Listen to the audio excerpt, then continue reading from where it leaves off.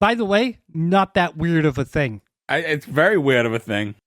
Gordon's notes, sucking your own boob, not that weird parenthetical. Okay. No, I'm sorry. I didn't mean to say that. Oh, it's never not mind. weird. You guys didn't respond the way I thought. You're right. Totally weird.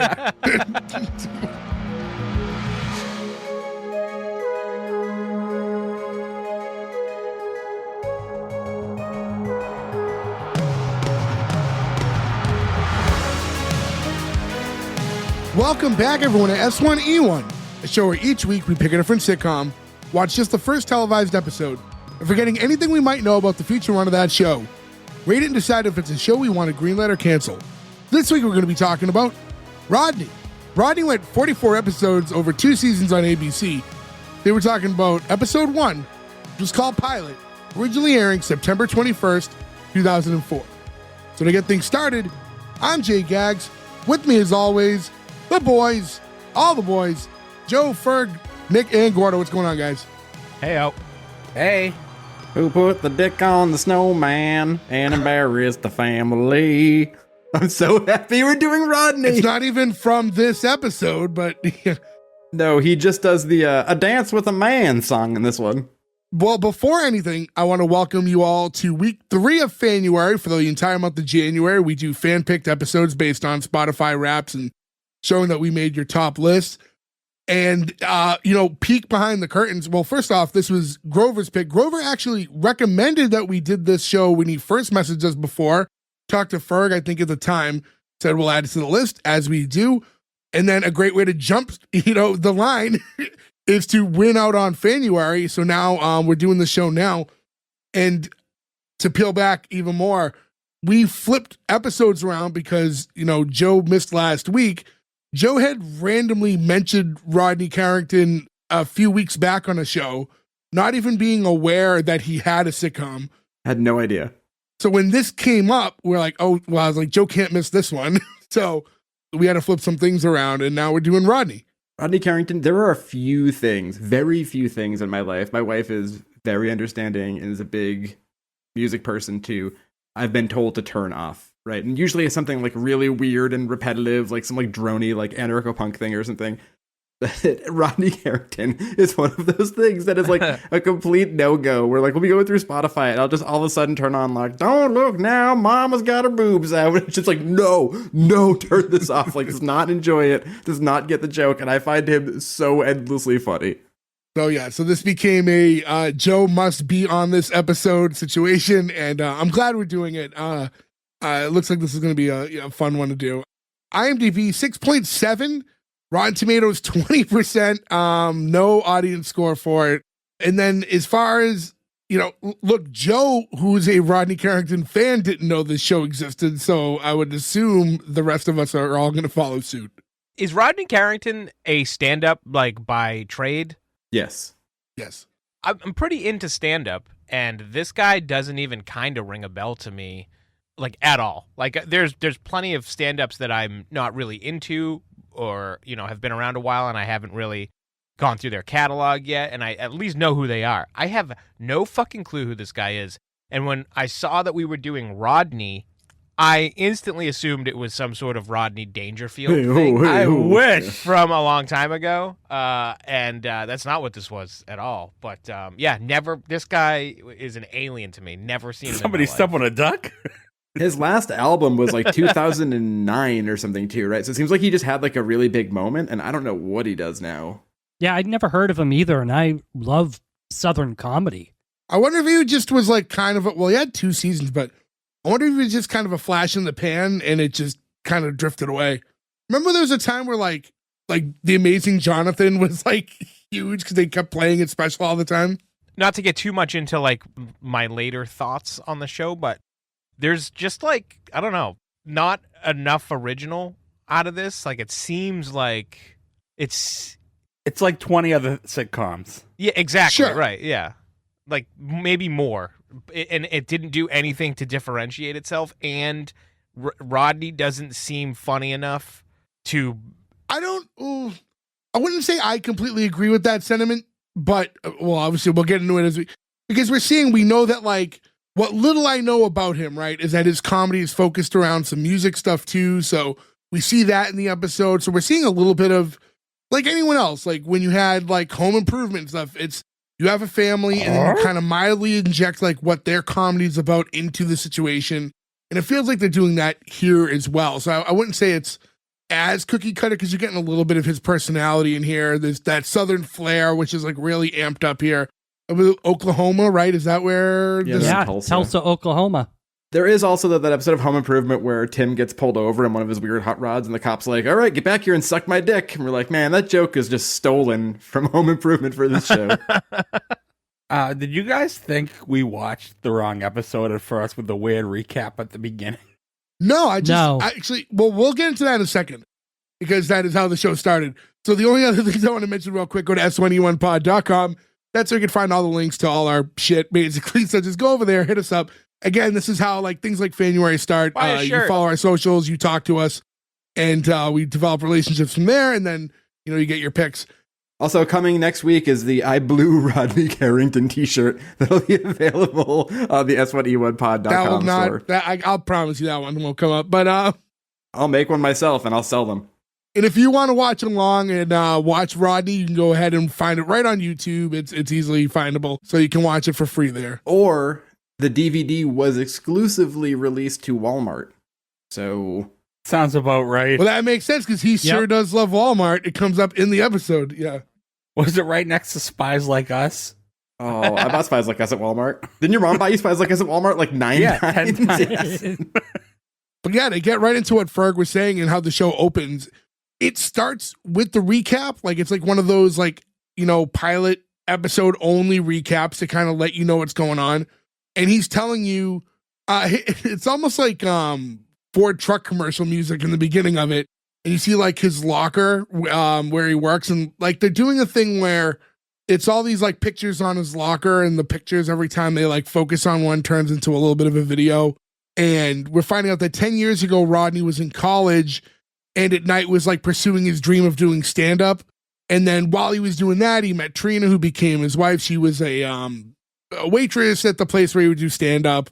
They eventually, you know, ended up having 2 kids, and he took on like a more real job at a plant that he hates. And but you do what you got to do to support the family. Except he recently decided to quit his job and pursue his old dream, and had a one-night stand with comedy again, where it closed out with him saying, you know, figures what my wife don't know can't hurt me. I do love that when they show the scene where they're in line sort of like clocking out and getting their paychecks for the week, everybody behind him is just coughing horrendously because they work at a fiberglass manufacturing plant. How do you not get that shit in your lungs? Also, too, they're clearly spraying each other. Yeah. Like for lulz. I'll say just in general this way, and it was a longer narrative that I kind of condensed down, but this way to interject you, I'm kind of cool with this. Instead of finding unnatural ways of giving us exposition throughout the episode and blah, blah, blah, you're like, here's my life. You know, this is what led us to this moment. I do appreciate that too, because like the whole fiberglass, like, or the whole leaving the job could have been a whole episode. Right? Yeah. Like where it was, this is, okay, here's what happened, now let's go, makes way more sense. I was just so thrown off though, because there was scenes for all of these, and it was like, it really did feel like a recap from an episode I missed. So like, is this part 2 of the pilot and like we didn't realize it or something like that?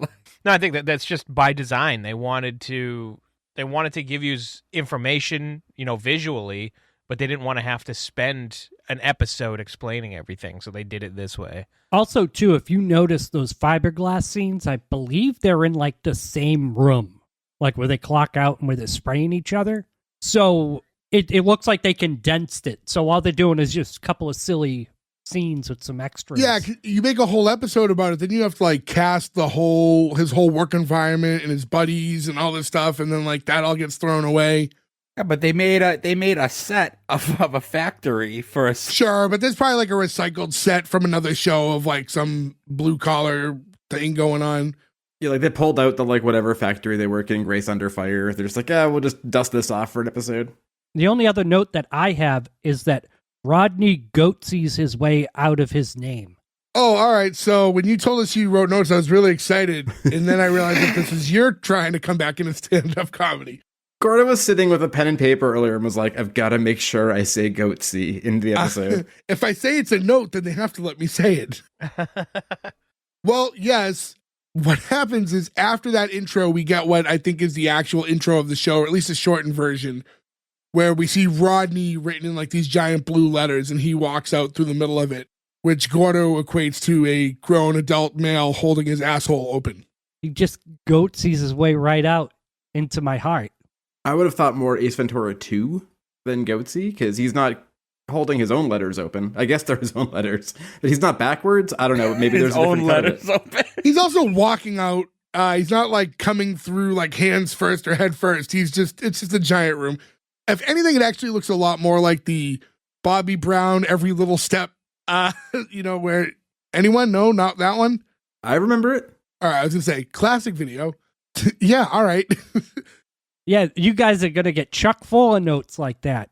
Like in Great. scene 1, cooking eggs. Wait, what full? What did I Ooh, say? Good catch. What did you tell Yeah, me? say what it you again, said. bud. No, I don't know what I said. You said you had a episode blank full of notes. I had a shitload of notes. What did I Nope. say? No, Starts with a C. no. Rewind Cock? the tape. No, I really don't know what I said. What did I say? Would you say a chuck full of notes? Yeah. Okay, that's what I thought. It's not chuck full. What would Chalk. It doesn't matter. It doesn't matter. It's, chock full of notes? What? It's chock full of notes. Chalk. That doesn't make sense. Why does chuck make sense? Good job. All right, let's move on. By Gordo or Shredder, so you can take care of those notes. Cooking Let me break eggs. it. Scene 1, cooking eggs.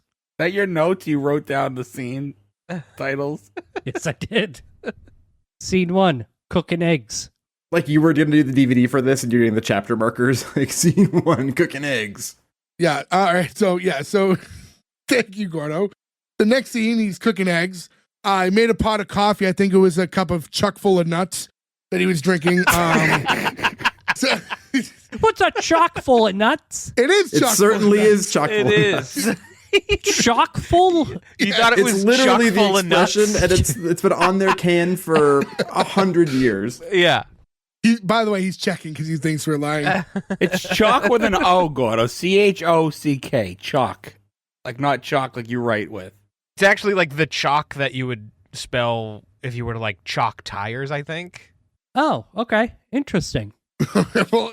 But to go back, yes, we see Rodney, and he's cooking some scrambled eggs in the kitchen, and his wife Trina walks in, and this is right off the bat, like I said, like they definitely injecting who he is, like comedically, because he's singing a little song about his making eggs while he's sitting there. The chickens have no chance, Yeah, and will never wear pants. won't grow up to have feathers, wear no chicken pants. I want to try to avoid doing Southern accents, and it's going to be near impossible for me. I apologize to any fans in the South. Hi. Will you stop worrying about offending people? You could do a fucking Southern accent. Yeah, you can do a Southern accent. That's different than Yeah, a lot of that's other not accents like that you racist. I'm can't not do. worried about it being racist. I'm worried about it being like annoying in the fact that you ever hear people do Boston accents? Yeah, every week when I record with you fuckers. But if you don't do a Southern accent, a lot's going to be lost in translation with these jokes. Because I don't know, it's just funny because of his voice. I think his inflection and his voice and like, you know, the way his accent is makes a lot of his singing and stuff funnier for sure. So anyways, his wife walks in and she's like, hey, you were out late last night. Like, oh yeah, no, I was just playing darts with Barry. You can call and ask him. Like he already has his alibi set up with his buddy. Like, no, I trust you. Not like this couple I saw in Good Morning America. He's like, yeah. He's like, yeah, this husband quit his job and didn't tell his wife and thought she would never find out. Can you believe that? And then, you know, asks him, why would you quit a perfectly fine job at the fiberglass plant? He's like, I didn't. I quit a big crappy job at the fiberglass plant. Which I thought that was a great line right there. I will say too, I think they've got great chemistry. There's a scene later where she comes in and she's clearly genuinely laughing at him. Like, enjoying herself laughing, and you're like, this seems like a real couple. What year was this again? Sorry. 2004. 2006? 6. Okay. 2004. And he's saying, listen, they were going to put me on the graveyard shift. I was never going to see you or the boys. Like, that's not like how I want to live. That's totally understandable. The graveyard shift is like a pretty Sure. big deal breaker. Yeah, that does suck. And he's saying, like, listen, don't worry about it. I'm going to find another job.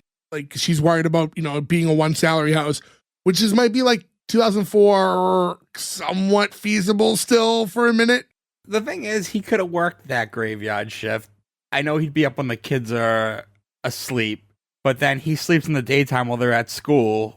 No, there's ways to make it work. Like, I know people who do it. There's overnight shifts like where I work, but if you don't have like a solid plan with your family, like that is still, even if you can work it out, it's still kind of strenuous. You don't get to see anybody. It's like, I get the quality of life isn't great.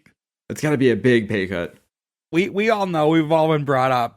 If you want another job, stick with the old one until you get something lined up. That's all. Right. Yeah. I mean, counterpoint too, the man lives in Oklahoma. How many like jobs are there, really? I mean, he's in Tulsa. He's in a big city. Yeah, I mean, there's jobs everywhere. Yeah, Tulsa's a big city. It's not like he lives in the middle of nowhere. Tulsa's like a very big city. Yeah, to ants. But I'm just saying. See, that, Jay, not want to do a southern accent. Fine. You have just alienated anybody from Oklahoma who's now fucking mad at you. I'm just saying that, like, Oklahoma's not that big in, like, comparison to, like, a New York or a Chicago or something Sure, but like there's still that. plenty of places to work. Like, even if you wanted to work at the Walmart or at a bar, like, there are jobs. There's a million places you can work. Like, we live in Boston, and the upper hand is there's what? Lots of universities and hospitals. We can't work at those. So, like, that doesn't. So, all the extra job opportunities in Boston don't cater Speak to for us. yourself. I guess technically. 411,000 people live in Tulsa, Oklahoma. It is a big city. I mean, on this show alone, he quits a job and gets offered another job, all within a day. Yeah, but that was at his father's used car. My point is, We'll their get jobs. into that, but yeah. But yes. But no, Gordo, it's not like there's like zero I'm just jobs. saying that, like, it seems like a good paying job. Why would you quit that? Who cares? Because it's working overnight, and that's hard on your family. I respect you, Oklahoma. I don't speak. Gordo doesn't speak for us. I love Tulsa King. Oh, you know what? Actually, I don't know where it is. I used to wear it at work. I used to have a Tulsa Drillers hat somewhere, which is their minor league team. So I was actually going to ask when they were talking about the ball game later. What ball game? But Could have been a Drillers game. I do have a hat. Is that baseball? Yeah. Tulsa also home to Dwight Twilley, one of my favorite singers. Big place. But yeah, no, the idea of like just what that schedule does and the toll, totally understand.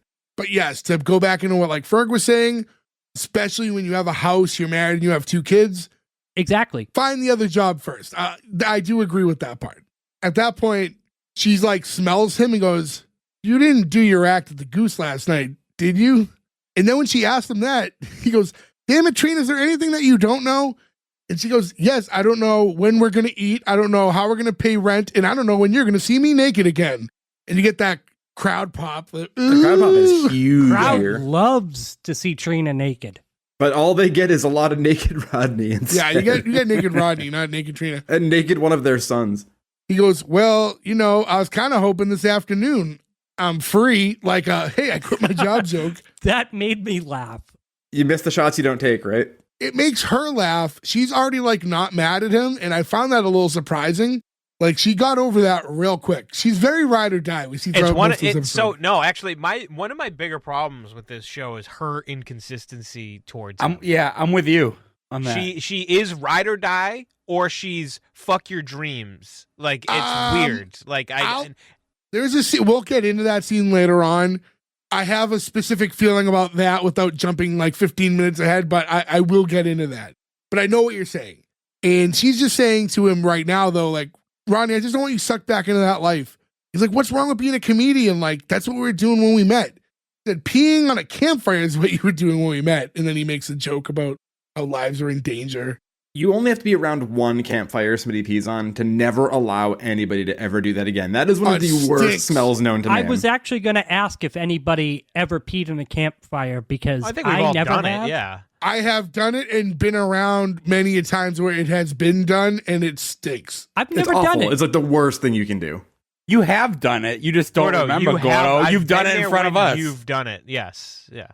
Gordo, I've watched you fall into a fire and you were so drunk I think you peed at the same time. But you probably don't remember actually, either of those things. One night, Gordo peed on a fire, picked up a hot ember after, and lit his cigarette, burning his hand and not realizing it. Yeah, and then almost fell into the fire, and we literally had to tie him to a bench that night. Yep.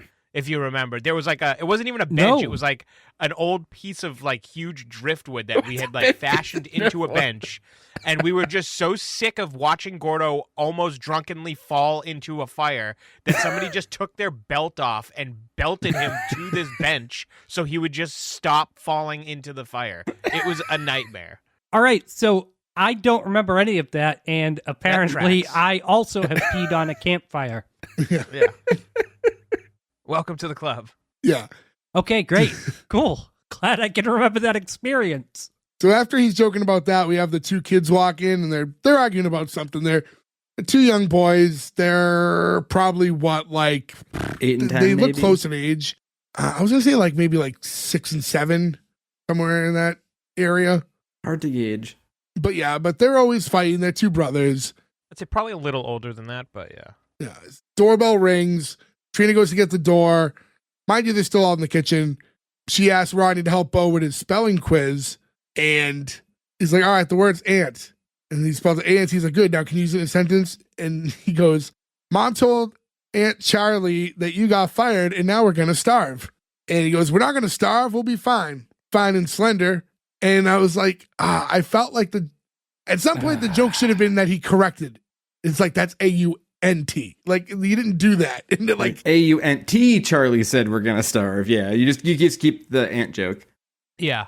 something about the fact that he never corrected the spelling. Like, That was annoying. I agree. It bothered me just personally.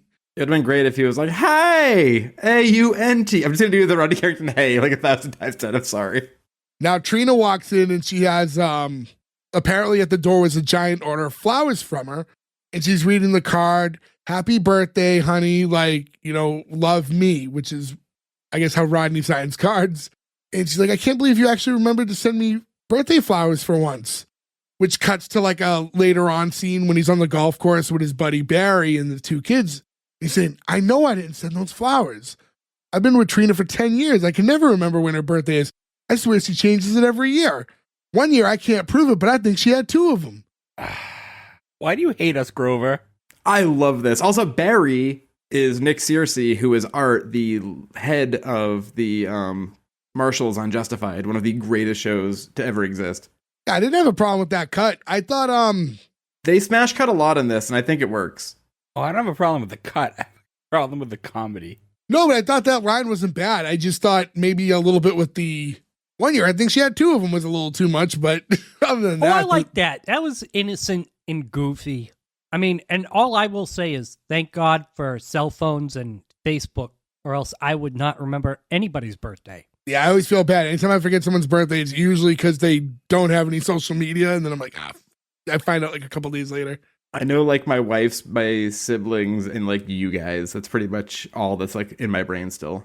Would you guys, now, do you think this scene would have been better? My one edit here is they should have been playing putt-putt golf. So the kids could be involved? So, like, well, the kids are playing because you see one of the kids do it, but to make this big of a bet, I think it's a funnier joke to be like, you're betting this on something as minimal as putt-putt mini golf versus, like, real 18-hole golf. Yeah, I mean, I guess it works either way because of the putt that he has to make. Because the conversation kind of like turns into, I think Barry's trying to get him into gambling at one point, and he's like, "Oh, I can't keep doing that." But then he's, you know, a sucker for gambling himself, so it turns into, well, if I make this shot, you know, loser has to eat a pickled pig's foot. I'm like, ugh. Because there's so much Walmart talk, I went on the Walmart website to look up what pickled pig's feet you can buy from Walmart. 3 different brands in varying sizes. The jar that seems to be the most popular is 40 ounces of pickled pig's feet, and they're ready to eat. My uncle used to eat that shit, and it's gross as fuck. Everyone knows a real man pickles his own pig's feet. Come on, you don't buy that Walmart stuff. What are you, a city boy? Reading about them, everyone said that they're just smoked and it tastes sort of like bacon or ham. And you know my feelings on ham. I don't want to eat a foot, but I'm like, oh, I'm a little intrigued. I might order a jar. Okay, how about this? If we can get a gathering of all of us together in 2025. I don't like cucumbers that are pickled. I don't like ham and I don't like pickles. That's my nightmare. All right, I will eat 5 of them, 1 for each of you. And then when I'm at the hospital, you guys can do a memorial show for me. How do you even eat it? I think you just pull it out, you dry it off, and you gnaw on it like a dog thing. Whoa. Save your hoof. They literally say ready to eat on the jar. No. I've seen my uncle pick it Just up go for it? and go for it. And it disgusted me, and I never... If you've seen it, why did you ask us how do you eat it? Because I walked out of the room because it was so gross. But aren't there parts of the foot like they're like That's like hard, like a hoof. Yeah. Like Hoof. pigs have hooves. Yeah, but anything you eat on a bone, you cut the meat off the bone and stuff. I guess it's a little more difficult on a foot bone. 'cause Foot it's- meat. But I mean, look, I'm a tenders guy and not a bone guy, as we've discussed anyway. Like, I don't want to eat a foot of anything. I don't want to eat anything came in liquid for the most part. I mean, I like a pickle here and there, but I like pickles. any meat that's been pickled sounds gross to me in general. I can't think of any exceptions to the rule off the top of my head. I feel like if anyone Nick's internet, by the way, just peeling back. If you don't hear him for stretches of the time, keeps kicking out. If anyone would have been able to defend this conversation with something, I don't think Nick eats pickled feet. But if there's some odd item that's pickled that he likes, like he would be the one person to come in and save this. But yeah, Nick is like the foodie of the group. I would love to hear his opinion on this. they end up, the conversation goes like, well, where can you even get those? He says Walmart, and then he gets into this like kind of unnatural dialogue. I love that place. And then he's saying, I bet you could walk through that place butt naked and no one would even say a word to you. And then he starts like thinking, and Barry's like, no. It's like, all right, come on, naked at Walmart, you in? He's like, I'm in. I just hate those naked bets. And you see the close-up shot of Rodney about to make the putt, and it's a super like, it's not a crazy putt, and it looks like it's 100% going in. And right before it drops into the hole, you cut to Rodney now naked walking into Walmart. It won't be the first or the last time somebody's walked naked into the Walmart. No, I doubt it. Yeah. I mean, it's also a great way to get yourself on the sex offender registry. Yeah, you can't just go walk naked into a store. You will get arrested. Well, you know what? He's right. In 2004 in Oklahoma, apparently no one bats an eye because even the greeter's like, hey, you're naked, right? He's like, yes, sir. He's like, all right. Son, did you know you're naked? I think is a great line reading. This guy also the only person in this episode, but I love pointing out an Office alum. The old greeter? guy? Oh, yeah, that's right. The greeters. Stop it. Who was he on The Office? You know when Andy tries to do the like small business seminar, Yeah. pretend that he knows how to do business? He's one of the guys who's like asking weird questions who actually shows up to it. Oh, He's okay. one of 3 office people on this episode. Yeah, there's a much bigger one coming up, but we'll get into that. this really dates it because nowadays Walmart doesn't have greeters anymore. Yeah, they do here. Really? Really? The one not far from us, I could have sworn there was someone standing there recently. Unless they brought them back, because I know they got rid of the position with COVID and it never came back. Oh. And if you saw someone, it just came back. They still have greeters here, but they also have the position, which I just feel so bad for because like it's the same sort of thing. It's like a retiree position where like you're walking out and you've got a big shopping cart full of stuff, or whatever, and they like check your receipt. And you're like, you can't check a whole itemized. You ever look at a Walmart receipt? I looked the other day and it's like toy $2.99, whatever, ketchup $2.99. Like there's no like itemization. It's just like whatever the general category is. So they've just got some person who just looks at the receipt, looks at your cart, knows that they're not doing anything, and you're just like playing the game. You're like, yep, I paid for all this. We're good, right? That's my retirement plan. Greeter at Walmart. I mean, it gets you out of the house. You get to see some naked dudes. You get to see some naked. I mean, only in Tulsa. I want to make a bet. Yeah, I was going to say, I don't think Actually, that's to be just regional. fair, yeah. But you know what's funny? I mean, well, true to what he thought, though, again, no one in the store seemed overly concerned with him going into the store. He has a situation where he talks to the greeter real quick. Greeter just casually asks him. He's like, yep, I know. He's like, all right, well, happy shopping. Now the next scene is now him running out of the store with all these bags. Before you go there, I do not like that you brushed over that he thinks the greeter says he has a nice cock. I really feel like that's one of the greatest jokes this whole episode. My bad. I will call out all the cock play in this episode. Thank you. Sorry, to go back real quick. He goes, well, okay then, you have a good one. He goes, thanks. Kind of you to notice. My bad. But yeah, flash forward. This is what I didn't totally understand. He's totally fine walking into the store butt naked, walks around and does a full shopping while in there, grabs multiple bags of things. But then once he gets to the parking lot, he's like sprinting to the car, like, let me in, let me in, let me in. This threw me off because at first I thought he was running with pillows. And my brain was like, okay, at the front, there was a display of pillows. He grabbed them. He went to the self-checkout and he ran away. But then after, you're like, he's got it back. He went shopping. That's not, you can't do that. So like, you can't be like totally comfortable walking and doing a full shop naked. And now you're in the parking lot. You're like, ooh. Well, he didn't know the Reverend was there. Maybe on his way out was when the police showed up. Yeah, because like I said, I just kept thinking like, man, that just would not fly nowadays at all. We all know it was okay in 2004, though. But this, even 2004, this feels like, yeah, it's not honestly, okay. I feel like in the 90s, people used to get away with shit like that. Like that would be like a funny little... It would be a Jackass skit. I mean, think of streaking, right? Like, streaking used to be a big deal. People were like, oh, that guy ran out into the field naked. Isn't that funny? Now it's like, you will go to jail. One of the first punks when Dax Shepard was on it. Like, he was like in a store naked. And that would have been around this time, right? Maybe a little earlier? So it's funny that like things have transitioned in that way, but... I think, though, it makes sense, right? Like, when it used to be like, that's funny, you always think of it as like an adult or whatever, but like, you're doing that in front of kids. Like, that's what always ultimately makes it the bad Not thing. funny, yeah. If it was like at a bar or whatever. Right. Somebody runs. I've been at shows before people have gotten naked at a show and you're like, okay, sure. But like, there's no kids in there, right? Yeah, but like a Walmart, kids are walking around in there. You can't get naked in a place that has 7 aisles of toys. Like, that's immediately a place Yeah. you're not allowed to get naked in. Once he's in the car and Barry's like, ooh, caramels, and goes to like reach into the bag, like, whoa, whoa, whoa, whoa.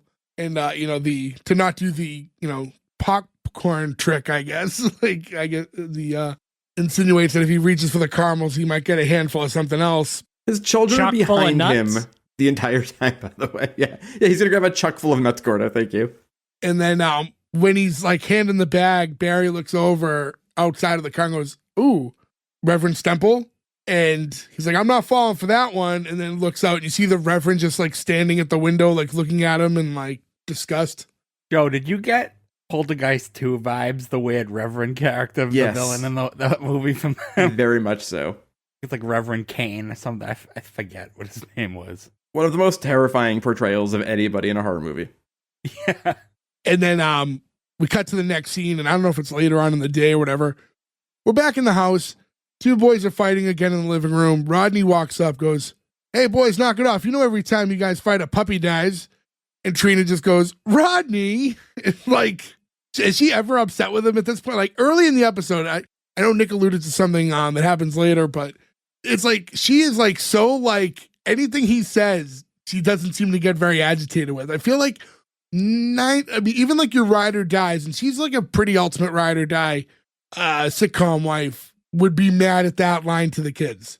I don't know. She married him, and I feel like that's probably normal conversation.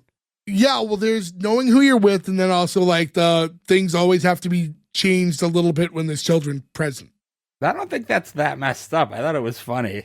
Yeah, I did too. Like, I feel like that would be like a little too much for some kids. No, I think that the kids are old enough. It's not. I feel like they know he's fucking around. Yeah, like, I think you have to remember, too, like, he's a comedian. Whether or not he's doing it anymore, like, he's probably just joke all the time. And they must know that's what Dad does. While the two are talking in the living room now, he's like, why do I smell cheap aftershave? He goes, Daddy's in the kitchen. He's like, God, Trina, is he alive? I legit lolled at that. Your dad's in the kitchen. Is he alive? Is very fucking funny. He's watching. He's just dead in the kitchen. He's just dead in the kitchen. I love that scene.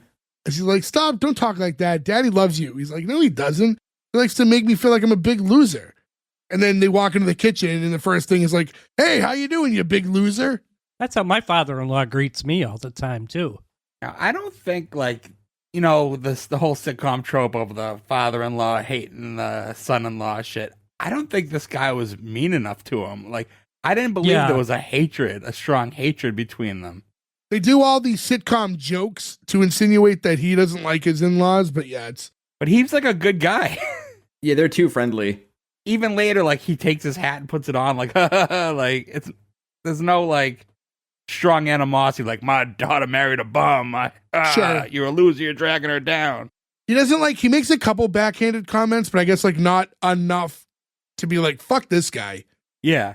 Especially like in this situation that like Rodney's in, we are all acknowledging that he did something extremely irresponsible and currently has no job.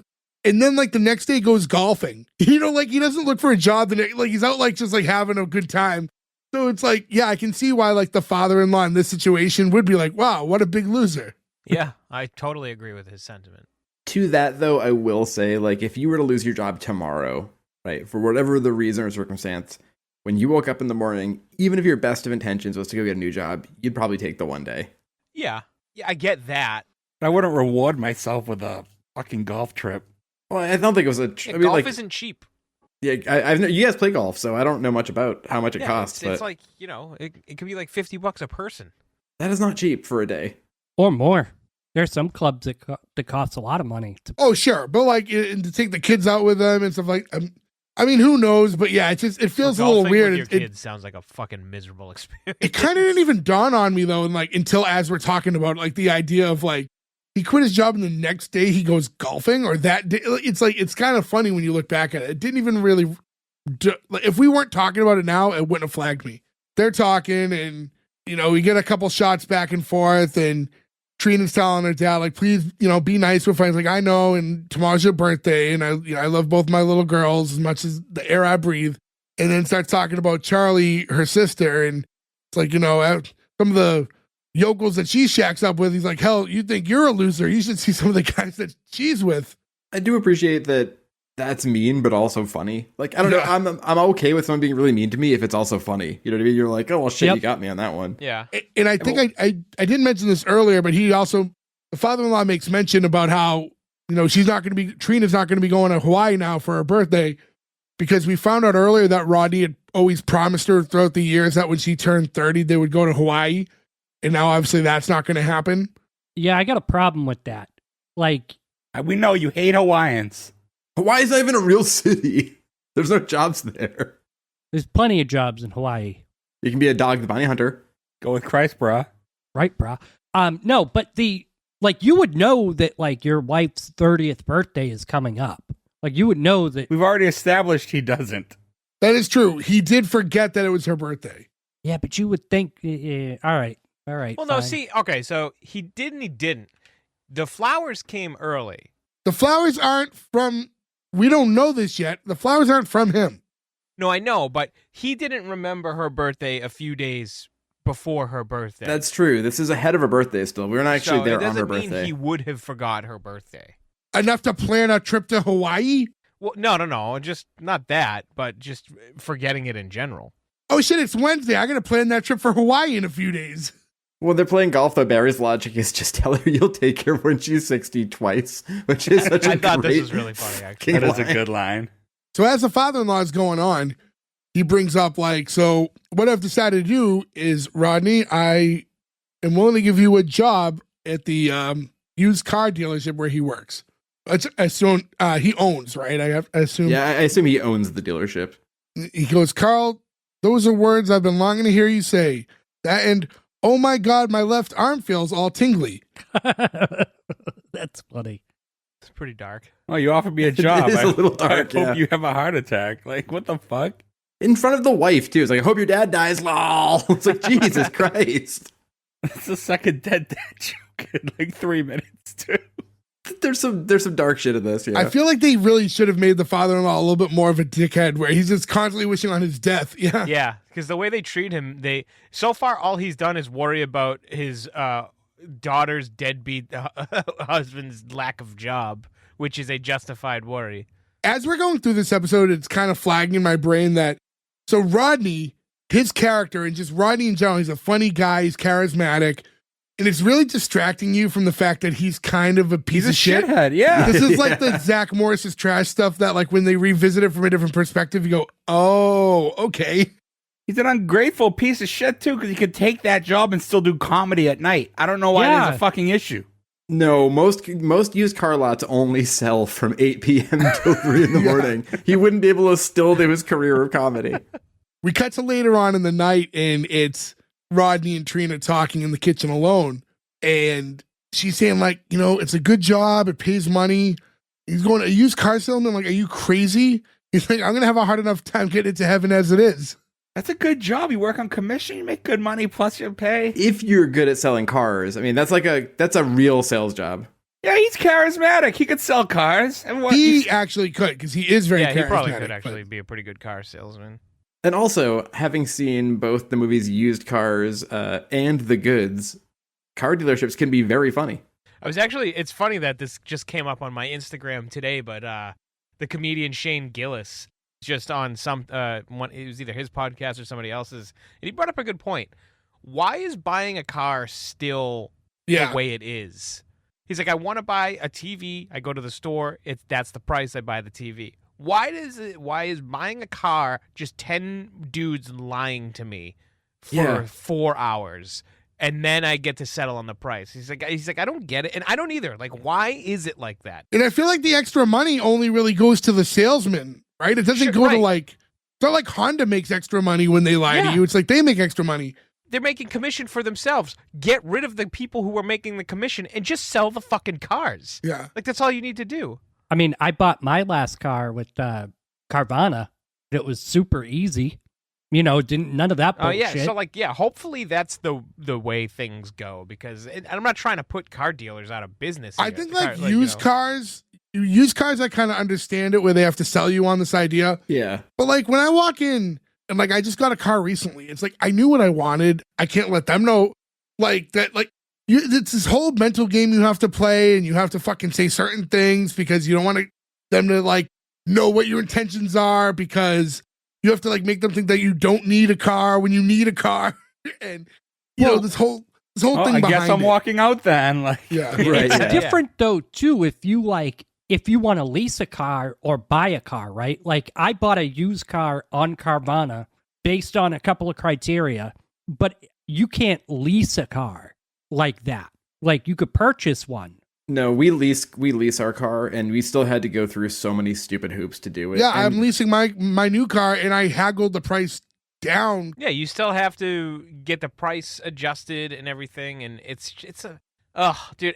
It also, you know what? Actually, it's I've been looking at like furniture lately, so I've been in a few furniture stores, and you get the same fucking dudes there. Although the prices don't change, like you can get discounts and stuff like that. And it's like, why are you doing this to me? Like, just give me a couch. Give me a car, like. Let's use Walmart as an example. Imagine you're at Walmart or whatever, and they have those mega TVs or whatever, and you walk up to the register, and you're like, I don't want to pay $2,000 for this, but I will leave here at $1,750. They're like, get the fuck out of the store. And it's like the most money you've ever spent, too. It's like the cars, houses, like furniture, like they're all very expensive, and you're getting fucking lied to the whole. It's miserable experience, and it makes me have even less faith in. It's to create the illusion of a victory when you're haggling and you get them down a couple points on the sticker or whatnot. I'm not going into buying something with the need for a victory, though.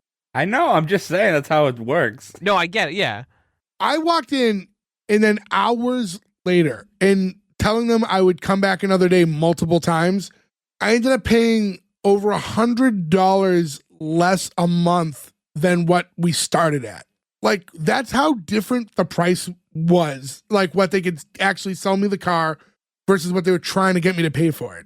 And that's like what I settled on. Who knows what that real bottom number is? We just got to a number I was comfortable with.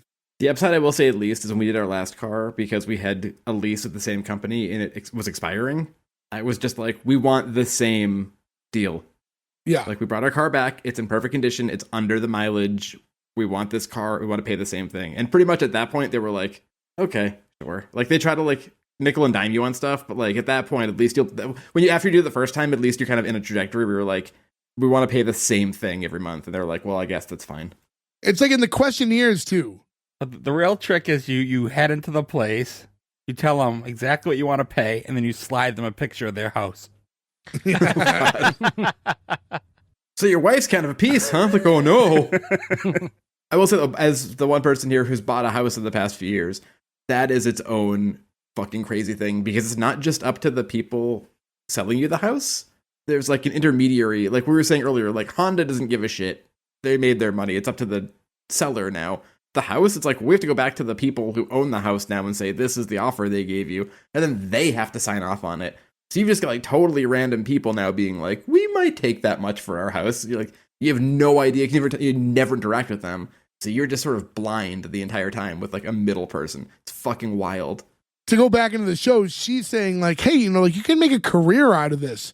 This is, what about Buddy Chalmers, who works with my dad? He's been there for 13 years. And he goes, yeah, and on a bar bet, Buddy Chalmers will suck his own boob. Did anybody else feel robbed that we didn't at least see Buddy Chalmers? I would have cast a Buddy Chalmers for 2 seconds. He would have been at the comedy show later. But maybe in a future episode, because he is now like canon for the, canon, someone who could be inside of if we ever see his dad at work. Like when he's getting yelled at by that lady, if Buddy Chalmers like piped up about something, he's like, buddy, I'll give $5 if you suck your own boob. And you just see some actor go like, woo. Like that would have been perfect. By the way, not that weird of a thing. It's very weird of a thing. What are you talking about? That's weird. Gordon's notes, sucking your own boob, not that weird parenthetical. Okay. No. I'm sorry. I didn't mean to say that. Oh, it's never not mind. weird. You guys didn't respond the way I thought. You're right. Totally weird. No, I guess it is kind of weird. It's very weird. But there's worse things you can do. Like sucking on a boob is not like a. It's weird to suck on your own boob. Yeah, it's your own boob. And it's at a bar. It wasn't like Buddy Chalmers on a bet will suck a girl's boob at a bar. You're like, Buddy Chalmers is so fucking weird. I'm just saying, like in the scale of bets that people will do weird things, sucking on a boob, not the weirdest. I actually kind of agree with him there. Is in the litmus of like if you're at a bar and everybody's drunk and you're betting on things and somebody's like, suck your own boob. It's weird, but it's also not like as weird as that situation. Hold on. I have a Gordo interpreter. Thank you. How big is Buddy? Because I'm the biggest of the 5 of us, and I'm nowhere in a position where I'd be able to do that. I certainly couldn't do it. Yeah, I mean, it's probably a pretty big dude then. Probably got some B cups. That's why they call him Buddy. Buddy B cups. In my head, he looks like the partner guy from Borat. So he had some big moves. To be fair, I would pay to watch that guy suck his own boobs. How much would you pay? $11. Ooh. God, you've been vindicated by Joe. So, no. I mean, to be fair, that guy 69ing Borat is maybe one of the funny. I've never almost laughed so hard that I thought I was going to die than the first time I saw that scene in Borat, where I literally was like, yeah, breathe right now, for like a good few minutes. I mean, yeah, you got that as a back tattoo. It's true. But hopefully I'm big enough one day that I can suck his boob from behind. From this point, Nick, you brought this up earlier, alluded to it at least. This is when we get a different Trina for a second, because he's saying, I don't want to spend 13 years at a job I hate. He goes, it drained the life out of me. It's the same thing going on at the plant. I don't want to work the graveyard shift, not even with the promotion of foreman. Dickhead. And then this is when she realizes that he just quit. He didn't just quit his job. He quit with the ask of him being promoted. And she throws a fucking wet towel at his face that makes a thud sound. She went for it. Now I would like to know, was he offered that job foreman if he takes a night shift? Was he able to stay on his current shift if he didn't take the promotion? The way I understood it is that the promotion comes with the graveyard shift. Yeah. So why didn't he just decline and keep his normal shift? Yeah, right? He's a dick. Yeah, I didn't think of that actually, so I guess he could have done that. Also, we don't know. Okay, so here's the thing though, too. He just doesn't want to work there because it's a shitty job. They could have done a better job of showing that this job was actually bad, the manager was trash, do something like that, because the way they make it seem here is that he just doesn't want to work. I don't like this job. I don't want to be here. Give a reason for this move, right? Something needs to be a catalyst. I want to go back to my dream of being a sit-up, not just this kind of sucks, I'm done. Give it something. They show all the coughing in the beginning, use that. Be like, Buddy Chalmers has fiberglass cancer. I don't want to do this job the rest of my life. You're like, okay, well, the stakes are high at this point. Well, this is now Trina, who's been so ride or die with him, laughs every time she should be mad, is legit pissed. And she's like, damn it, Rodney, you always do this. You get close to something good and you sabotage it. And it's you are going to be promoted to foreman. And this is when she's saying You live in Tulsa, Oklahoma. You can't be a stand-up. Like it's a pipe dream. You're never gonna make it, Dewey. I've been halved. But she's pissed, and like he's like, that's the first time you've ever said that. As long as we've been together, like all these years, this is the first time you've ever said that I couldn't do it. And like that hit him. Good, fuck him. And well, maybe that's the thing though. I mean, he's always had, listen, I'll say this. In all these times where you see like these people who took chances on themselves and end up being successful, like, oh, what made you at the age of 40 decided, pack up and like pursue this dream? It's like, well, I could have never did it if I didn't have parents and a wife and all these people that supported me and blah, blah, blah. He's had the support system. He's had someone who believed in him this whole time.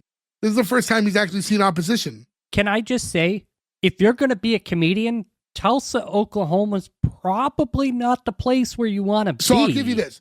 Gordo, I don't agree earlier when you thought there were no jobs in Tulsa, Oklahoma, but I do agree that the comedy scene in Tulsa is probably not phenomenal. I've been, for people listening who it doesn't matter, but I've been having internet connection issues tonight, so I've missed chunks of this. Did you guys talk about, is this loosely, like, I feel like this could be loosely based on Bert Kreischer. No, I don't feel like this is his story. I think it's based on the dude that they do it in memory of at the end, no? Maybe, because they start off with him being like the party animal in college, and then they move on from there. And then the bartender's name is Bert. Bert Kreischer, I don't think ever had like he just had all these opportunities come at him really young. Like he never slaved away at a job he hated. He struggled, like he had no money for a while. Funny drunk. Also, nobody knew who Bert Kreischer was 20 years ago. No, they did though. He was on like the Travel Channel 20 years ago. Yeah, it was Bert the Conqueror. And Van Wilder is based on his life. He just wasn't as present as he is now, but like behind the scenes, his story was out there. I don't want to sound like it's like, oh, don't follow your dreams, but like when you get married and then have 2 kids, it's like sometimes you gotta be the adult, and sorry, it sucks that your dreams got by you, but you have to be that adult, and that makes me really dislike this character. So I think hard to get this past. show, the premise of this show is that this guy's taking another shot at the thing he loved doing. I think they maybe should have done a better job of getting us to a point where it makes sense for him to be pursuing it, or at least keeping his family in mind. You know what I mean? Like, and not just being reckless about it. Yeah, he's very reckless is a good way to put it. Yeah, he's very reckless and nonchalant about the fact that he can't provide for an entire family. See, he should have been, it would have worked better if he was laid off from the fiberglass factory. And then he Good could call. be like, well, fine, Yeah. I'll do my backup and I'll pursue my stand-up. Yeah. That makes so much more sense. Yeah. Yeah, there's other avenues that could have got us to this point. See, Gordo made sense of your writing. Yeah. Gordo wrote better than the show. See what happens when you write notes, Gordo? As trivial as they may be. That came from in here. That didn't come from on here. On here, I have, he should take what he can get. Yeah. It's just an outline, Gordo, But also, Gordo, to your thing about the Tulsa thing, if you think about like the comedy boom that started in the 80s, a ton of people came from like not huge cities where there's only one comedy club. Like Bill Hicks. Sure, but you eventually have to hit the road or move. Like, sure, yeah, they all have to move to LA and do the road. They all find a coast. To get back to the catalyst thing that we mentioned earlier, like there should have been something like he was at the bar after work and the entertainment canceled or something. Like, hey, can you get on stage? And it's like it reignites his love for comedy or something. It's just because of the little we know, this all seems very out of the blue. So your Gordo's idea into your idea would have been a much smoother explanation to this guy's choices. Yeah, I wouldn't dislike him if that was the case. The next scene is when we actually see him doing the stand-up for the first time. And can we talk about this joke, by the way? This joke is fucking terrible. This is terrible. And this is his closer. for us to, I'll say, for this to be our introduction to his stand-up and for us to be like on Team Rodney, like you pursue your dreams. And his joke is such a fucking terrible, like one-liner that you would have like pulled off of Google. Like, I'm telling you, when I'm in the strip club, I'm like a woman in a shoe store. I'm not leaving until I see every pair. I'd have booed him Yeah. in person, I think. I'm on his side, but that's so fucking bad. It's just a hacky joke.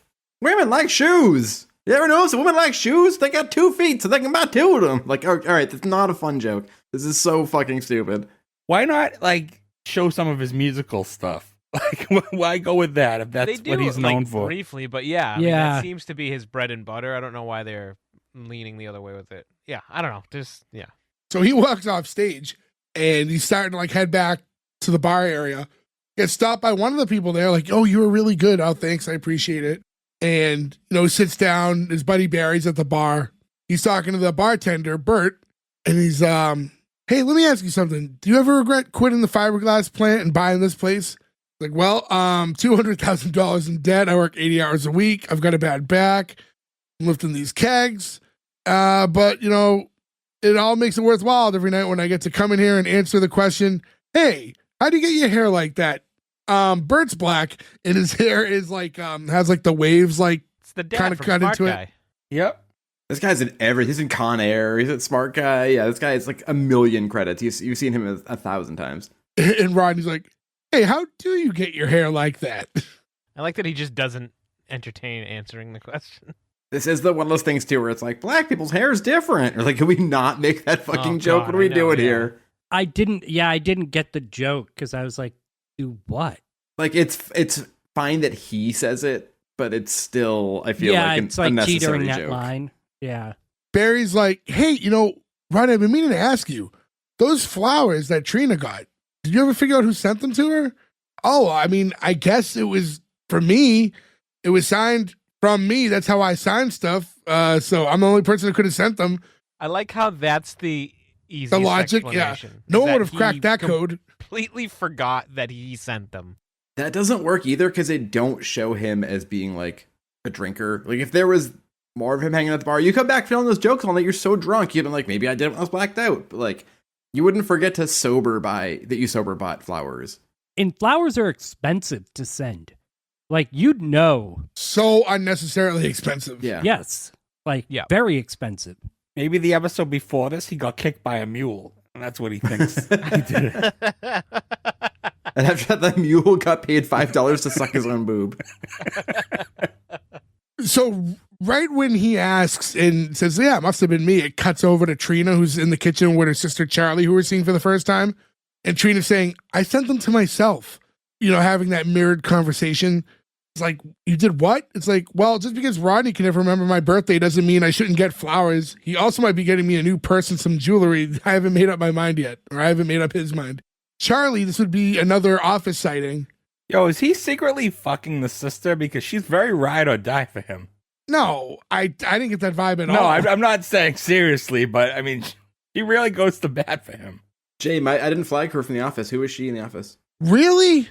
Really? That was she It's ran like the Michael's Dave and arcade Buster's girlfriend. Yeah, Donna. Yeah. Donna. Oh my god. Fuck, it is. Yeah. Yeah. Date Mike. Nice to meet me. Like Kango hat, Mike. Yeah. I'll say, you know what I think part of it is? Not just she like comes off. Well, she's I think a little more slender here, but she's like I think next to Trina, she looks kind of tall, Yeah.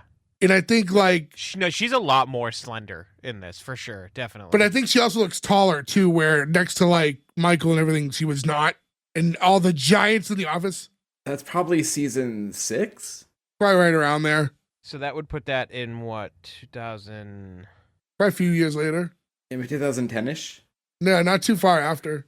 Yeah, so I mean, like she does look considerably different in the matter. I would assume I would have pegged her otherwise. Yeah, that's surprising. I bet there's a couple kids in between there. Yeah, episode came out. It's called Happy Hour. It came out in 2010. 4 years between this and that. 6. Yeah, Gordo math there, buddy. No, this is 2004. This starts 2004 and to 2006. Yeah, okay, my bad. I thought we said it was 2006 earlier. No, Joe, I think thought it was earlier. It ended in 2006. Okay, so yeah, no, that makes sense. She's gorgeous too. But yeah, so she's the sister, and she's the one who's like saying like, that Daddy only offered Rodney that job to get the upper hand on him, right? And Trina's like, "I know that. That's what Rodney keeps saying. The man loves making me feel like a big loser." It's like, yeah, he does, but Rodney's not a loser. It's like, I know all the losers. Trust me, like personally. And that's what she says. "Did I tell you what happened last week?" Guy took me out to a ball game and he ate an entire bag of peanuts, shells and all. Kept referring to it as elephant style.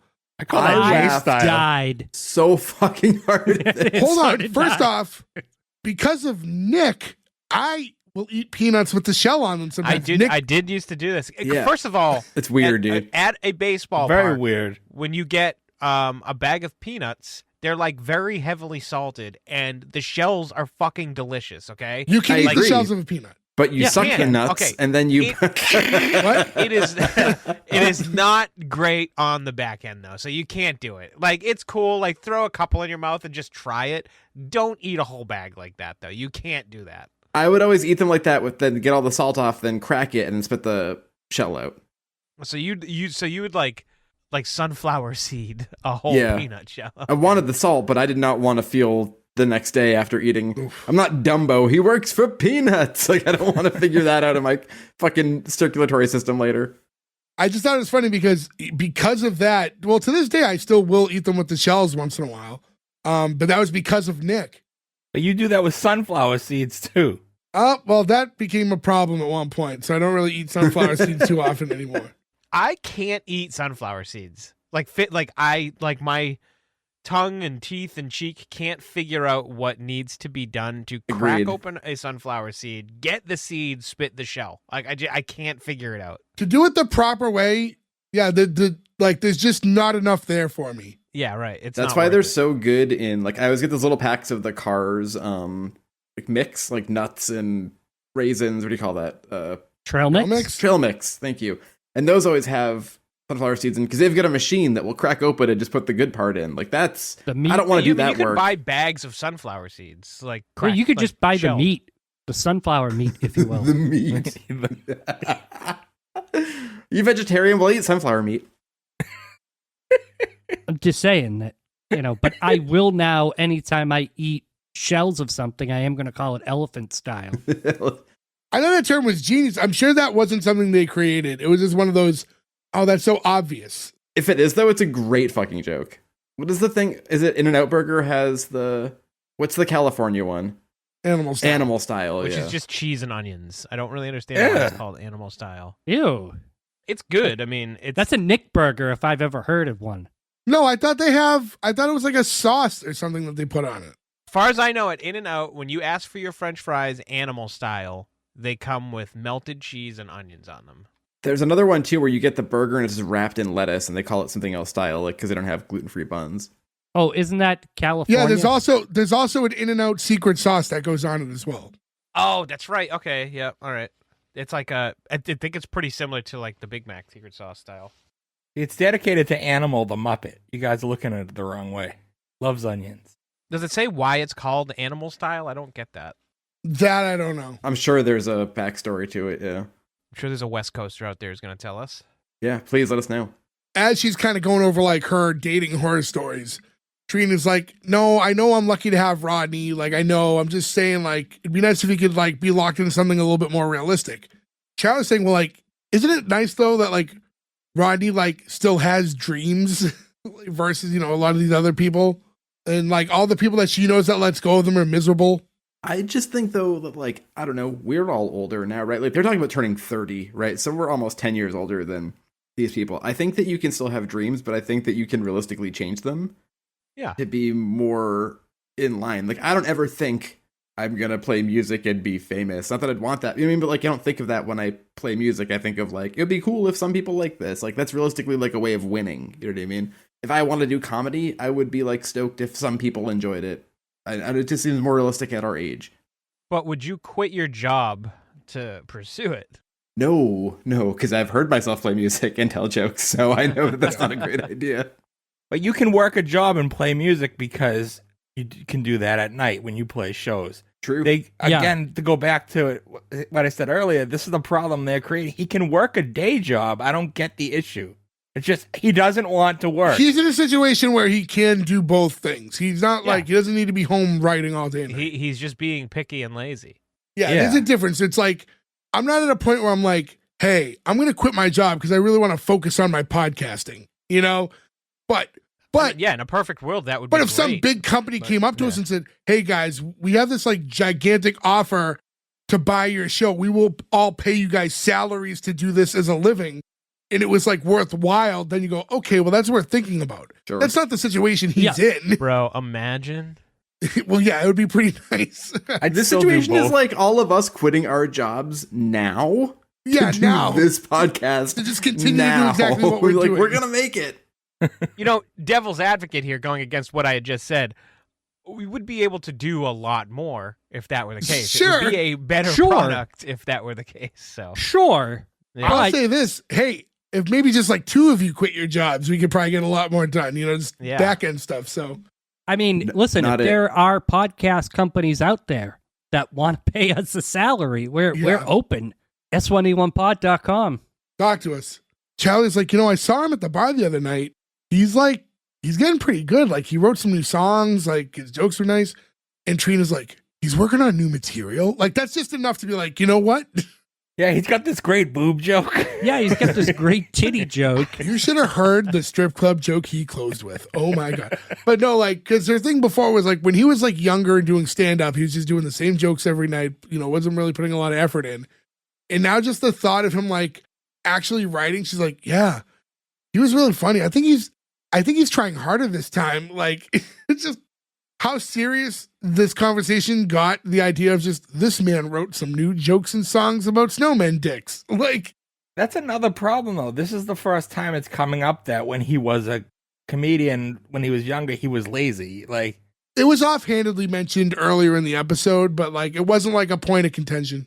But still, you could have also showed him writing new material in the kitchen or something like that. Like in the next scene when like she walks in on the boys, it should have been her walking in on him writing new jokes and her laughing.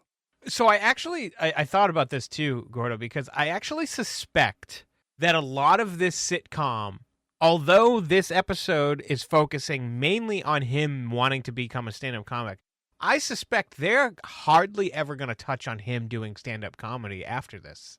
You don't think it's going to be a running thing? No, they're going to talk about, it's going to be like Seinfeld, where he's a comedian. Okay.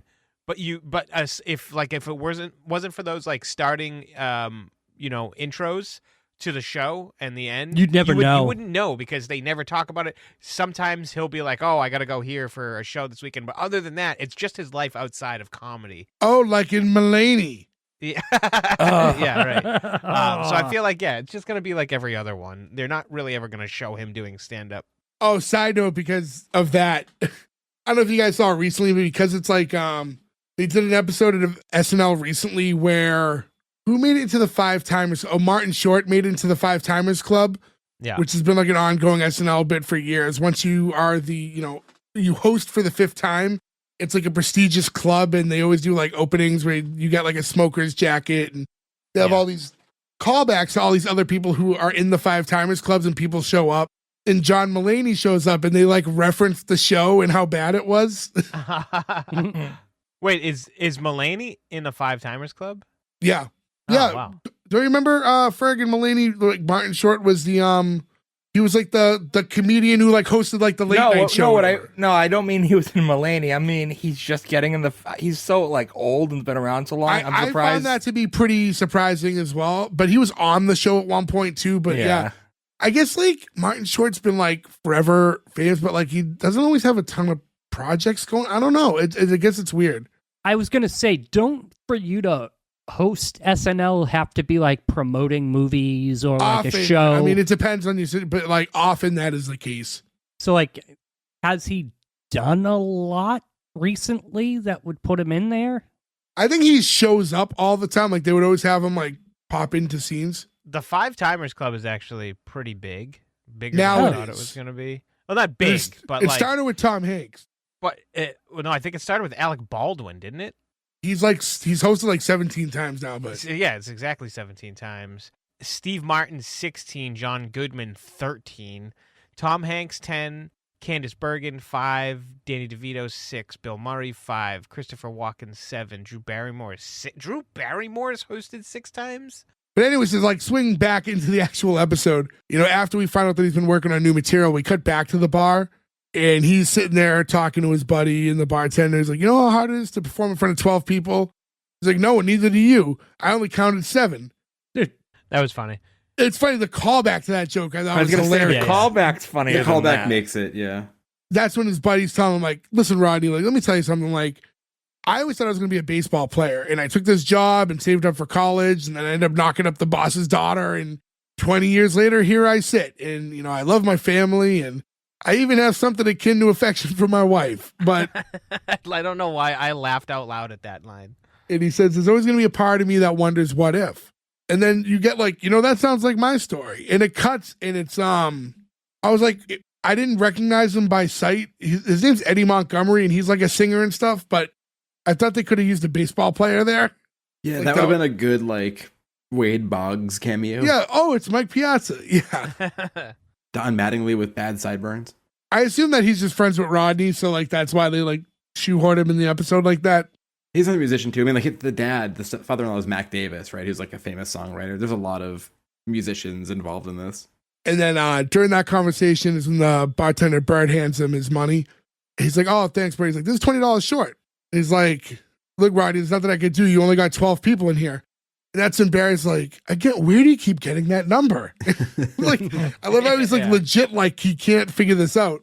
He's so great in this. He's like, come on, Bert, I really need that other $20. Like, I got a wife who's never been to Hawaii and 2 kids to send to college. He sounds like you have awful big plans with that $20 bill. That line also really fucking made me crack up. That's fucking great timing.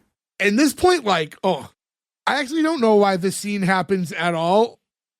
But it makes you, I guess, maybe you just need to root for Rodney at some point. This girl walks up, and she has her husband trailing behind her, and she goes, hey, funny pants, I didn't like your little comedy skit. He's like, oh, man, I'm sorry, like, you didn't enjoy the show. She's like, I want my $5 back. I didn't laugh once. That's not how that works fucking at all. No, yeah. He's way too kind to this lady, right off the bat. He's trying to be Like, very nice. She comes up and assaults him verbally, and he's immediately nice to her, and I'm like, oh, man, this is Oklahoma or something, because imagine that happening in just some like dive comedy club in Boston. She'd have gotten hit. Yeah. Yeah. Because she's threatening him, like, give me my money back or I'm going to pop you. This is so bad. And you get the straightaway shot of her, like, punching into the camera, and then it cuts to him later in the car with, like, a bloody nose. Also, it's only $5, lady. Come on. It just seems like, it wasn't a realistic enough thing. She should have been offended at a joke, not like, I didn't laugh once, I want my $5 back. Like, even a shitty comedy club is like $20 to get in with a 2-drink minimum. You'd be like, you paid $5, you hung out at the bar, and you didn't like the jokes. Like, whatever, your night's not a fucking loss, you know? Right, the correct reply is because he just got screwed out of $20 from the bartender. Like, oh, yeah, go get your money from the bartender. That'd be good, too. But like, I think he's got your 5 and my other 15. It actually would have been like a funnier way out of that, too. But yeah, now you have him like sitting there in the car, and it's bad weather. He's talking to himself as he's bleeding from the nose. Like, Lord, it's Rodney. I know we haven't talked in a while. Actually, I do all the talking. You never talk, but, you know, should I give up on this whole comedy thing? Like, I just need some sort of a sign.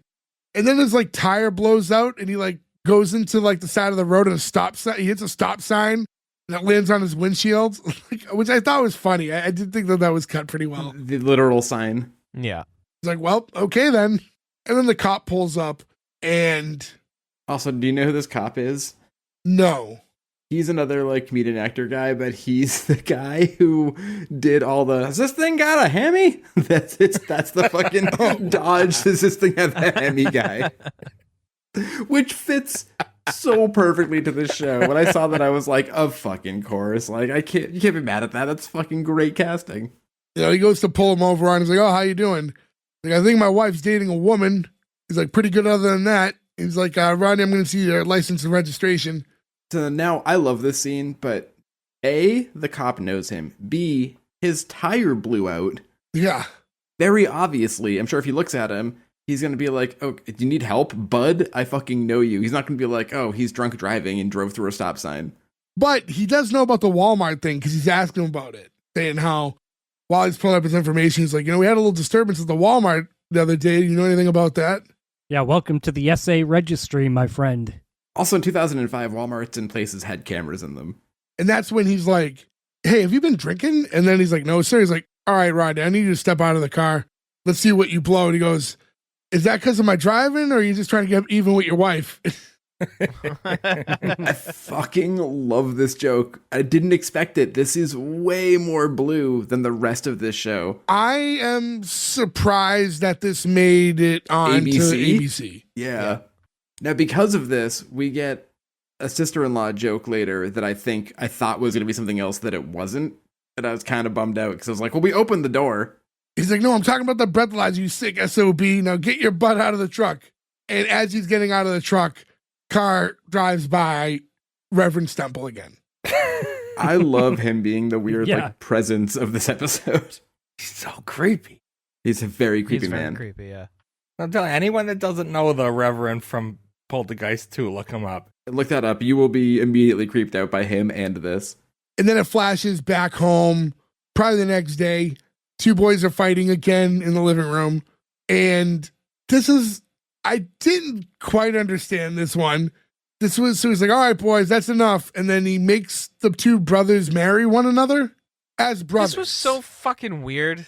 I didn't get it. Like, I really didn't. Like, I understand, like, the we're brothers no matter what. Like, when you make your wedding vows, it's similar to, like, you know, it's a promise. And, like, your brothers, you guys promised to do it. But, like, it just didn't, like, it didn't really work to me. It seemed very odd. It's a weird moment, and it's supposed to be sweet. It's like the wife's in the background going, oh, look at him with the boys. He's got away. I felt like this is also a way to shoe in the fact that he makes the joke of, like, Jack, no middle name. Yeah. Yeah. That's why I said that, like, it should have been him working on new material when the wife walks in. Because that would have made this scene work, and then her conversation afterwards would have made more sense. But then how would the brothers have gotten married? So the marriage part makes no sense.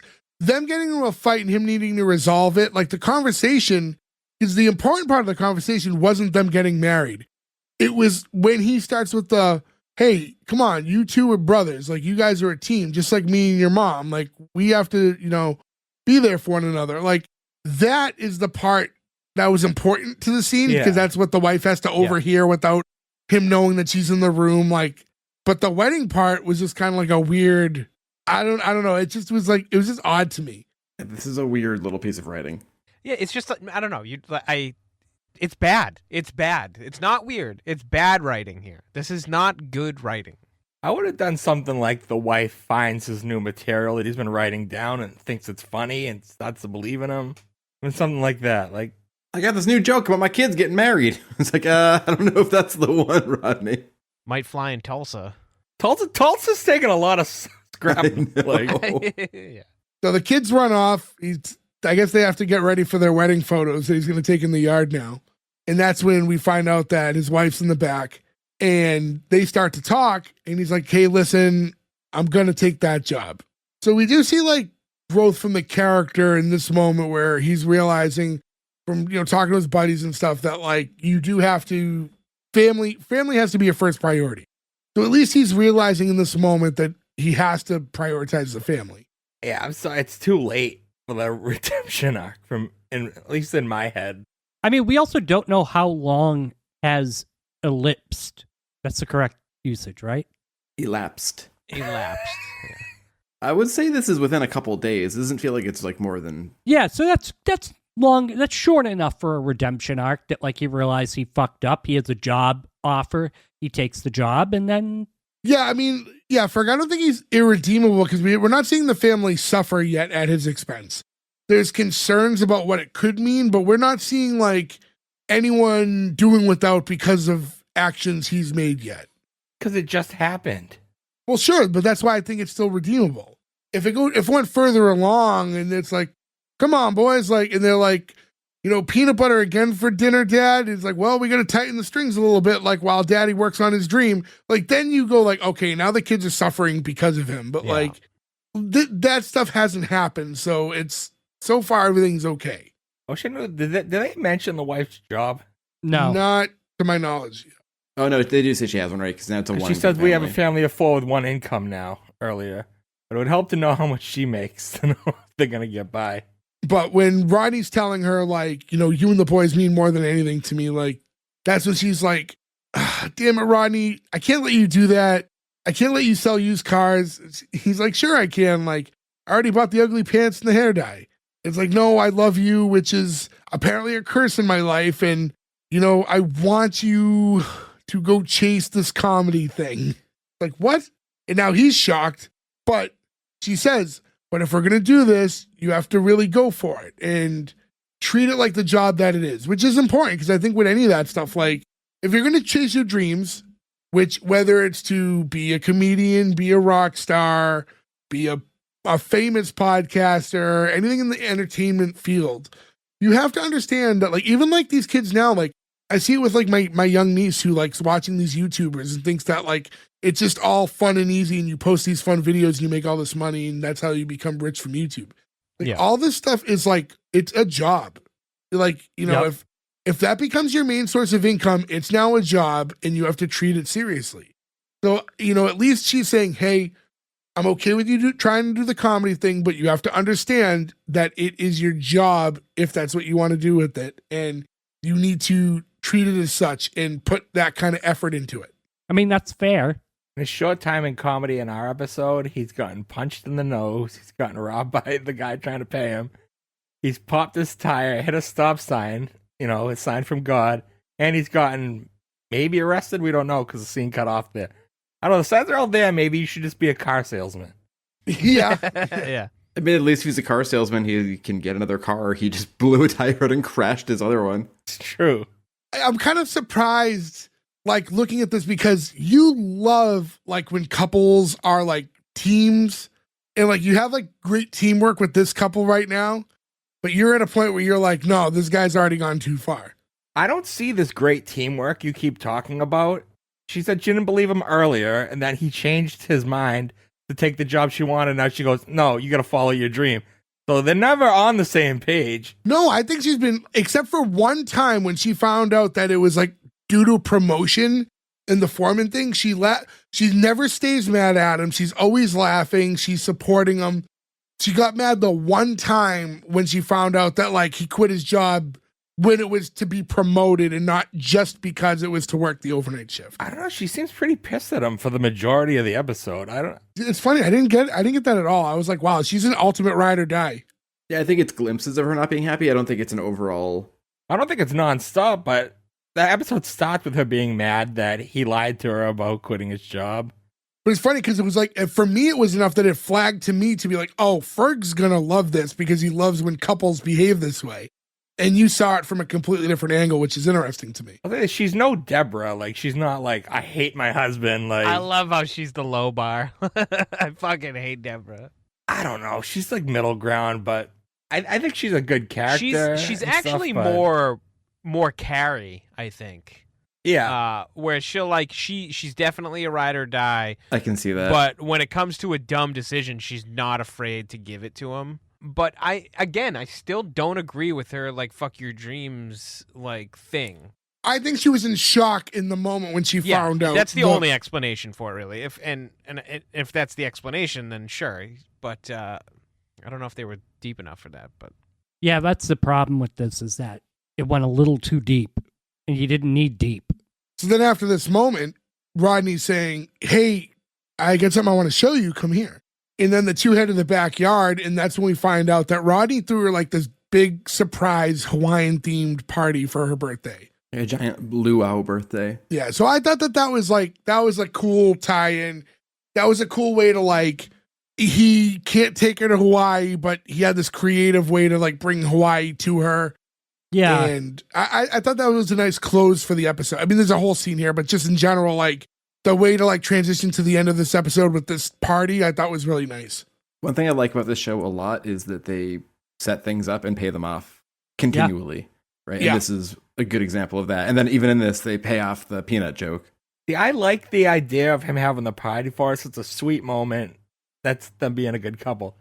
I don't like the execution that there was this whole scene before it. So the party's just outside and he's inside with the kids marrying them and then having this whole conversation with the wife that just comes all in. their friends are outside. They're all just out there. Like, what was going on? I'll say this. Yes, you're right. But I do agree with the decision to make the party a reveal to us as well.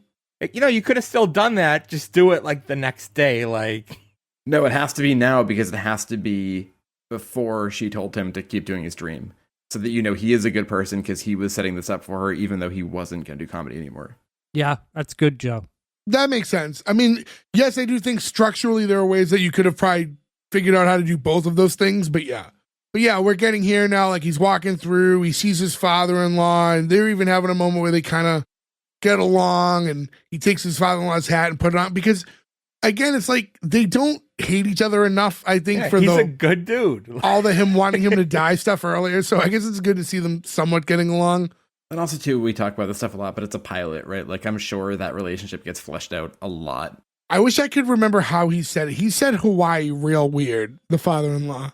He's like, I was stationed at Pearl Harbor for 2 years, and I'll be damned if this looks like anything like that Hawaii I remember. Like, I think it would have helped if they got maybe an older, angrier sounding actor, like Bill Murray's brother.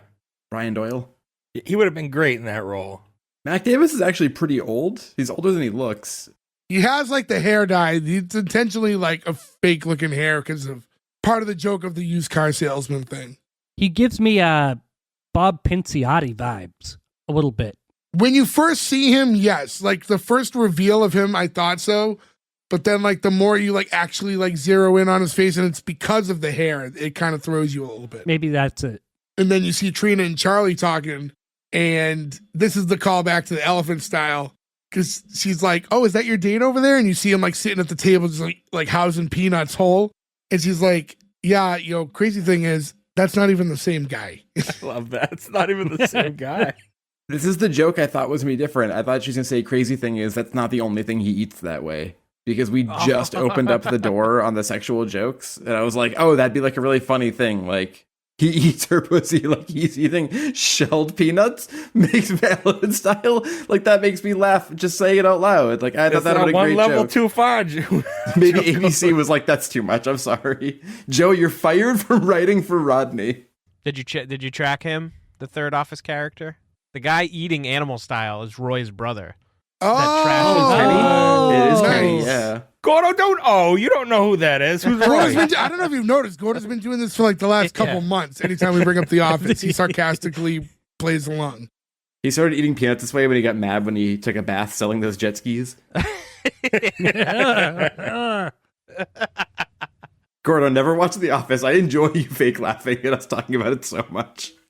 I'm not like it's just not a show I was into, but I mean, it is what it is. But you guys enjoy it, so I want to be a part of the group. You could also just watch it. No. I prefer it this way. It's like pulling teeth getting Gordon to watch this episode every week, like whatever we're covering. You want him to watch nine seasons of The I'm Office? still not convinced he watches them all. I'll tell you for a fact, any episode he's missed, I doubt he's actually watched the episode. I think once or twice. What's that? Notes. You also missed my favorite line with the brothers that said, even when he pees in the bathtub while I'm still in it. That was not the brother saying it. That was actually Rodney who said that line when he was doing the wedding. Still. Yeah. Notes. And I didn't have that. It's like, Notes and still got it wrong. yeah. Baby steps. Baby steps. Yeah. I wrote it down. All right, I'll give you that. Yeah, Gordo, we're proud of you. So we're having the two talk. Trina eventually walks up to Rodney. It's like, I'm sorry I couldn't give you Hawaii, but I tried, and Why? she's happy, and he's saying, oh, and you're welcome for those flowers too. She's like, oh, thanks, they're beautiful. I like how now he's like legit convinced He's sent convinced them. he did it. Yeah. But she does finally go, they're beautiful. I love you. You big liar. Then everybody in the town becomes a sex offender when the child walks out naked. No, I think if you're in the presence of a naked child who walks out naked, you're not in trouble. Yeah, as long as you're not the reason the kid's naked. Yeah, if it's an out of your control thing, that's happening right as we cut to later in the party and we see Rodney performing his song, I Think I'm Dancing with a Man. He sings like a few bars from it. It's a funny song. I don't know if Joe, have you watched the music video for it? I did, yeah. I looked this up. It's on his first album. And in the video, Ferg, you might find this interesting. The one who plays the guy that he's dancing with that he thought was a woman at first is Carrot Top. That's funny. That's the response to that. Star of chairman of the board, Carrot Top. But yeah, he sings a song, and then one of the kids, I'm assuming, made a bad bet with his brother, and that's why he's now has to walk into the party naked. A lot of naked bets. I like the idea that he made the bet with Barry. It's way funnier. Loser walks out there naked. He also missed his putt earlier. Thinking back, this must be the son who was like, when he says, "Oh, teach you a lesson about making bets." He's like, "No, teach you a lesson about losing." It's probably the same one who said that to him. Yeah. It's hard. I don't mean to say this about like the kids, like all kids like look the same or whatever. When you see two kids who are around the same age in the episode for like 30 seconds, it's hard to remember who is which one. Yeah. And they got very little screen time for me to differentiate between What were their the two names? at this point. Like, what were their names? Bo and Jack. Bo and Jack. Okay. Yeah, Bo and Jack. Horseman? Yes. Maybe Horseman was the middle name he decided on when he turned 18. Anyways, so the kid walks through naked, and you get that look from like Trina to like Rodney. It's like, why do you just assume everything has something to do with me? End of episode. Yeah. Oh, I like that ending. I like the ending too. I think it was funny. The kid reveal is very fun. Oh, this sounds wrong when I say it that way. The kid reveal is what got them canceled from ABC. Yep. Yeah, this was a show that, despite 2 seasons, when you click around, I'm like trying to find all like little tidbits and extra info about the show, and there's really not much out there when you're looking for it. Even the Reverend isn't even listed in any of the cast summaries. Like, you can't find who the Reverend was. Because he was dead the whole time, chasing Carol Ann. It's crazy. I always think it's funny too, like these shows. Well, it's tough now because the way the internet is now versus even 20 years ago. But like when I'm like getting like graphics together and trying to, prep for when we do a show and like, all these things that come out. And there's just shows that like this that'll have like only a couple photos in existence of like promotional photos and things. And it's like, it is so weird how some of these shows like just come and go. But like, I get it when it's like a show that's 6 episodes and got canceled mid-season. Not 2 full seasons. But this right. had like over 40 episodes.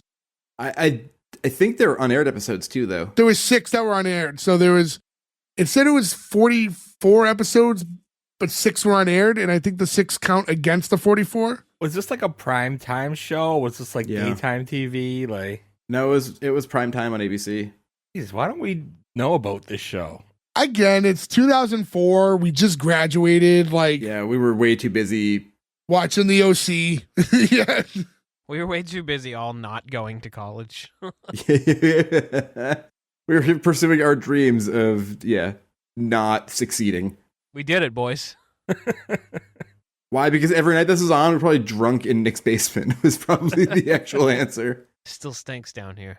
But yeah, no, so because of that, there's not a lot of other things to say about it. Like this was, for me, it had Joe not randomly brought up Rodney Carrington by name a few weeks before finding out we had to do this show, like I would have never known the man existed. So A quick little ad at the end of the show. They did a dedication to Buddy Martin, who opened up for him on the thing. I guess he passed away right before the show started.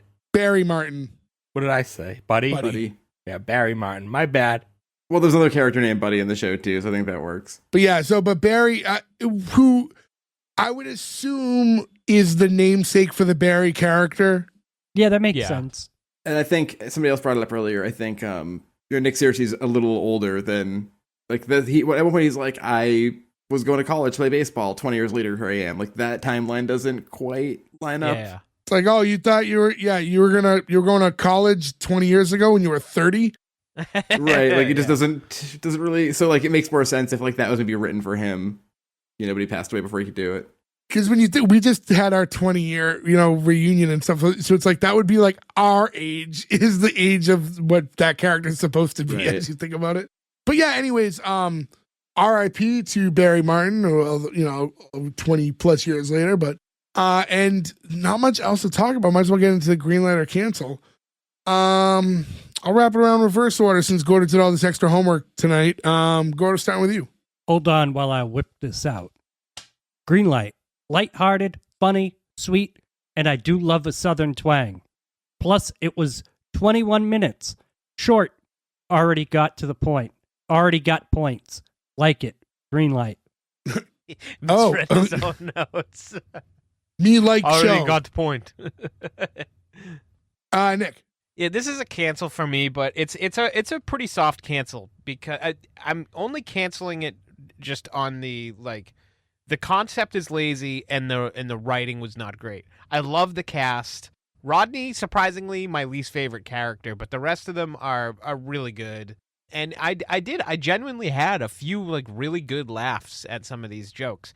But at the end of the day, I cannot greenlight a show that was this lazy with the just overall concept. Because like Ferg said at the top of the episode, this is like 25 other sitcoms, and it does nothing to differentiate itself. And it's unfortunate because I think maybe there is potential there if you just do this a different way, and maybe they do better than 44 episodes. But as it stands, good cast. It had its moments. I don't really care to see another episode. So at the end of the day, it is a cancel for me. And going out of order just because I want to hear a wild counterpoint. Joe. Oh yeah, I fucking love this so much. This is such a capital S sitcom for me, right? Like it's everything. But I will say, unlike other ones we've done where I felt the same way but canceled them, this had chemistry with everybody. I think Barry and Rodney's chemistry was really good. I think Rodney and Trini's chemistry was really good. And I think that all the payoffs for all the setups worked. And also getting the cop dick suck joke in there makes up for missing Kenny from The Office. Fucking whatever elephant style eating out the sister joke they should have done. I will watch this. I will go to my local Walmart and see if they have a copy of this DVD somewhere hidden. Green light for me. Berg. Yeah, it's a cancel for me. I can't get green light a show that I can't get behind the main character. And it's just due to the writing. Like Nick said, it took a very lazy way to get to where they are. And Gordo wrote this show better than the writers wrote this show. And that's saying a lot. It sucks because he's very charismatic and I want to like him. But you know, if I had to give up all my fucking dreams, so do you piece of shit. I think the show would be savable with just some of the tweaks we mentioned. And that's what kind of hurts about it. But yeah, just as is, it's a no for me. Cancel. So I find myself in a tiebreaker situation. Listen, I agree that there was some stuff about his character that in hindsight, when we talk about it, you go, wow, what a bunch of selfish dicky moves. But I'll tell you, when I was watching the episode, it wasn't flagging me that way. And I think that was because of how charismatic and charming he is. He looks to be like a genuinely like fun guy, right? He seems like the life of the party. With all that in mind, yeah, I think there was definitely some ways they could have formulated this a little bit better, but I think he is definitely a guy that could drive and star in a sitcom. And I thought the couple had that like ultimate ride or die feel. The one time she was mad, I thought was more than justifiable. So it was just enough to make her, in my brain, not come off as just like weak. Like they're still a team. Because you needed to know that she wasn't just blindly following him no matter what. So for me, it's a green light. I did enjoy this show. I didn't know what I was getting into, but yeah, I actually didn't think it was going to come down to a tiebreaker like that. So congratulations though to Rodney. You do pass with 3 out of 5, just barely. And thank you to Grover for suggesting this. Grover again asked us in the past, and then because he won Fanuary, gets to kind of expedite and get this show taken care of a little bit earlier. So I'm kind of glad that all worked out the way it did. Thank you to everyone. Thanks again. This is week 3 out of 5 of Fanuary. Just a way for us to say thank you to you guys for being so supportive. You can do that by just making sure you subscribe, listen to every episode, go back if you kind of just found us. We have so many that are, we're rounding out towards 200 right now. So go back and listen, rate, review, subscribe, do all of those things. Spread the word. It really does help us a lot. And then just shoot us a DM. We like hearing from you guys and finding out how you found us. And suggest shows. Outside of Fanuary, we do take fan picks. But that's just kind of the way to cut the line. But with all that in mind, thank you guys. We'll catch you again next week with another new episode. But until then, thank you. Goodbye. I think we got the best. Hey, this thing got a hammy.